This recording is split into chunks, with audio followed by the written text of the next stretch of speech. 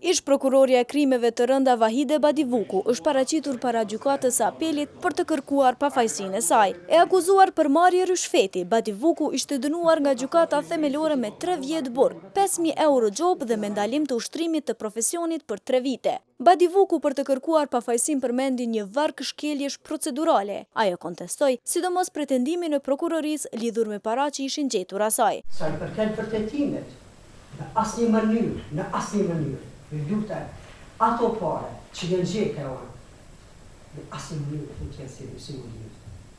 Në asnjë mënyrë.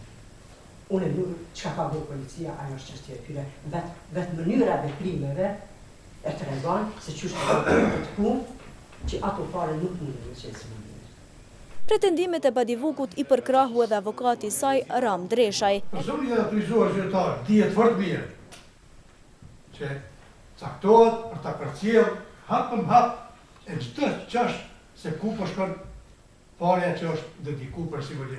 Këta prokurori special me siguri nga mos përvoja edhe hetus nuk e kanë përcjell, edhe kanë shku parat, ju kanë shku parat se Ozdanishi, Katrina edhe Isak Smakolli kanë të bojnë me fajde, fajdegji, me borgje, me dreç, e aty ju kanë shku parat. Edhe Besnik Berisha, avokati të akuzuarit tjetër Idris Kelmendi, e kontestoi dënimin e të mbrojturit të tij nga gjykata e shkallës së parë. Gjykata klientin tem e ka shkallë fajtor në 2 prova, pra me deklaratën e Isak Smakollit edhe me deklaratën e zonës Badivukut. A kanë thënë këta 2 vërtetën ajo, veç këta dhe zotit.